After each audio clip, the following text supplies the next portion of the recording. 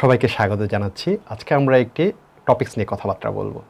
তো সবাইকে সেই টপিকসটি আছে মাল্টিপল মাইলোমা নিয়ে আজকে আমরা কথাবার্তা বলবো।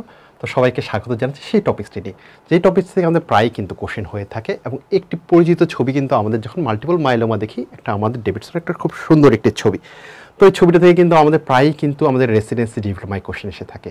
তো সেখানে হচ্ছে আমরা দুটি জায়গা থেকে আসলে আমাদের কোশ্চেনটা এসে থাকে। একটি হচ্ছে দেখা যায় মাল্টিপল মাইলোমায় আমাদের ইনভেস্টিগেশন কী কী চেঞ্জ পাই, আরেকটা কোশ্চেন আসে আমরা যেখানে দেখে থাকি যে মাল্টিপল মাইলোমা আমাদের রেনাল ফেলিওর হয়, কিন্তু কী কারণে আমাদের রেনাল ফেলিওরটা হয়।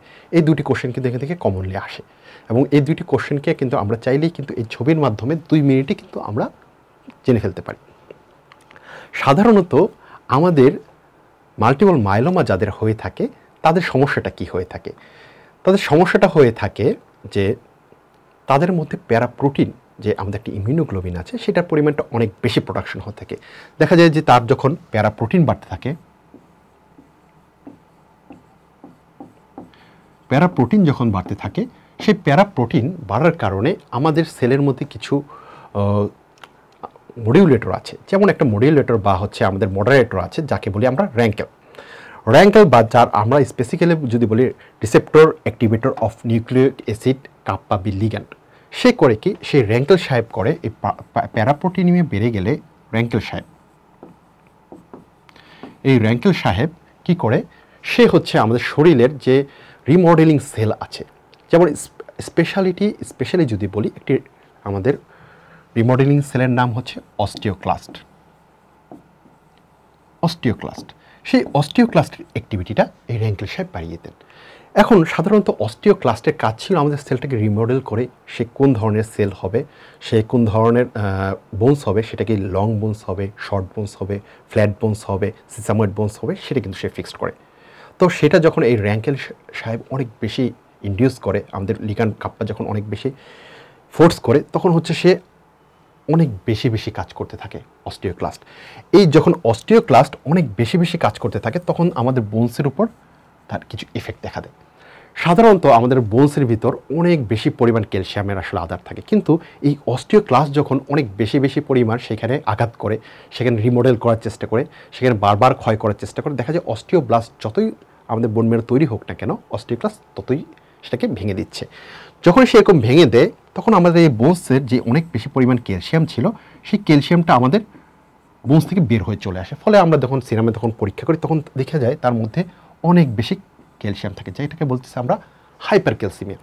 এছাড়াও এই অস্টিওক্লাস্টিক অ্যাক্টিভিটি অনেক বেশি পরিমাণ হওয়ার কারণে আমার বোনসের যে বোন মেরু ছিল যেটা থেকে হচ্ছে আমাদের রক্তের আরবিসি, ডাব্লিউবিসি, প্লাটিলেট আসার কথা ছিল, তাহলে এখানে আমাদের বোন মেরু কমে যাওয়ার কারণে আমাদের এখান থেকে কিন্তু আরবিসি, ডাব্লিউবিসি, প্লাটলেট কোনোটাই ঠিক পরিমাণ আসতে, ফলে তিনটার পরিমাণই কম আসবে। তিনটে একসাথে যদি কম আসে তাদেরকে বলি কি আমরা একত্রে প্যানসাইটোপেনিয়া, তাকে বলি কি আমরা প্যানসাইটোপেনিয়া। বা আমি আলাদা করে যদি বলি তার কি হয়, অ্যানিমিয়া ডেভেলপ করে, তার মধ্যে থ্রম্বোসাইটোপেনিয়া ডেভেলপ করে এবং তার মধ্যে কি ডেভেলপ করে আমাদের লিউকোপেনিয়া ডেভেলপ করে। তাহলে এই যে বোনসটা সে ভাঙতেছে ভেঙে বোন মেরু থেকে ক্যালসিয়াম বের করে হাইপার ক্যালসিয়ামিয়া করে ফেলতেছে, প্যানসাইটোপেনিয়া ডেভেলপ করে ফেলতেছে।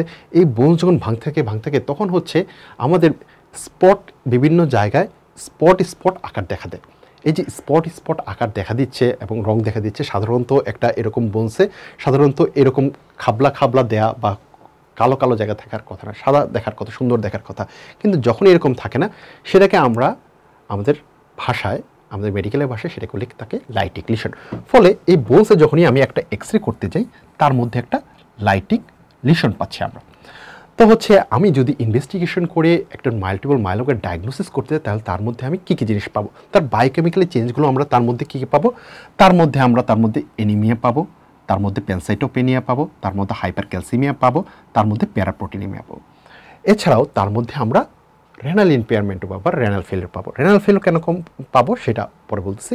এছাড়াও তার সাথে তার এক্স রে করলে তার মধ্যে কী পাবো আমরা, তার মধ্যে লাইটিক লিশন পাবো। এখন এই ইনভেস্টিগেশন করে যদি এগুলো পজিটিভ থাকে, প্যারাপ্রোটিনিমিয়া থাকে, অস্টিওক্লাস্টিক অ্যাক্টিভিটি যদি বেশি থাকে, র্যাঙ্কেল যদি থাকে, সাথে হাইপার ক্যালসিমিয়া থাকে, সাথে প্যানসাইটোপেনিয়া থাকে তাকে এবং লাইটিক লিশন থাকে, তাকে আমরা কি বলবো, তার মাল্টিপল মাইলোমা হয়েছে। এখন কারো মাল্টিপল মাইলোমা যদি হয়েই গেল, এখন সেই মাল্টিপল মাইলোমা হয়ে যাওয়ার কারণে যদি এমন হয় যে তার রেনাল ফেলিওরও ডেভেলপ করলো, কিন্তু কেন তার রেনাল ফেলিওর? কারণ হচ্ছে যে তার মধ্যে প্রোটিনের পরিমাণ অনেক বেশি, প্যারাপ্রোটিন অনেক বেশি আছে, তাছাড়াও তার মধ্যে ক্যালসিয়ামের পরিমাণও অনেক বেশি আছে। এখন আমাদের শরীরের ইমিউনিটি সিস্টেম চেষ্টা করে সবসময় সাম্যাবস্থা মেনটেন করার জন্য, আপনার শরীরে যা আছে তাই থাকবে, তার চেয়ে বেশি কিছু থাকবে না। কিন্তু প্যারাপ্রোটিনের পরিমাণ বা ক্যালসিয়ামের পরিমাণ অনেক বেশি আছে, সেটা সে চায় না থাকুক, কিন্তু সে চায় শরীর থেকে সে যেন বের করে দিতে পারে। তো বের করে দেওয়ার যে রুটটা আছে সেটা হচ্ছে কোনটা, আমাদের রেনাল রুট দিয়ে বের করে। কিন্তু যদি রেনাল রুট দিয়ে সে এটা বের করে দিতে চায় তখন কিন্তু একটা সমস্যা হয়। সাধারণত আপনি যে রুমে আছেন বা যে বাসায় আছেন সেই দরজা দিয়ে কিন্তু একজন দুইজন মানুষ অনায়াসে বের হয়ে যায়, কিন্তু আপনি যে বাসায় আছে সেই দরজা দিয়ে যদি 100 জন মানুষ বের হওয়ার চেষ্টা করেন, সেটা কি সবসময় সফল হয়? সেটা কি পসিবল হয়? হয় না। তো এই ম্যালিগন্যান্সির ক্ষেত্রে বা মাল্টিপল মাইলোমার ক্ষেত্রে এই ঘটনাটা ঘটে যখন আপনি অনেক বেশি পরিমাণ প্রোটিন, অনেক বেশি পরিমাণ ক্যালসিয়াম বের হয়ে যাওয়ার চেষ্টা করে, আমাদের গ্লোমেরুলোনেফ্রাইটিস যেটা আছে তার মধ্যে অনেকে বসে পড়ে, ফলে এই পাথওয়েটা অবস্ট্রাক্টেড হয়ে যায়। ফলে সেখান থেকে যে আমাদের ইউরিন পাস করার কথা পার মিনিটে 1 ml করে, সেটা সে পাস হতে পারে। ফলে তার মধ্যে কি দেখা দেয়? তার মধ্যে রেনাল ফেলিওর দেখে। তাহলে রেনাল ফেলিওর আমাদের একটা ফিচার পাই কোথায়? আমাদের মাল্টিপল মাইলোমায়। কোথায় কখন কখন সে ডেভেলপ করে? যদি তার প্যারাপ্রোটিন ডিপোজিশন হয়, তার হাইপার ক্যালসিয়াম ডেভেলপ করে, এছাড়াও ইনফেকশন, এনএসআইড এবং অ্যামাইলয়েডের ক্ষেত্রেও আমাদের রেনাল ফেলিওর ডেভেলপ করে। তো এইভাবেই হচ্ছে আমরা কিন্তু চাইলে রেনাল ফেলিওরের কজগুলো কি এই জন্য হয়, এবং এছাড়াও হচ্ছে আমরা জানতে পারি যে এইখান থেকে আমাদের কী কী অ্যাবনর্মাল ব্লাড টেস্ট এবং এক্সরেতে কী কী চেঞ্জ করতে পারে মাল্টিপল মাইলোমায়। এই দুটি কিন্তু কোশ্চেন খুবই কমন কোশ্চেন আমাদের রেসিডেন্সি ডিপ্লোমার জন্য। তো সকলে আশা করি ভালো করে পড়বেন। সকলের জন্য শুভকামনা। ধন্যবাদ।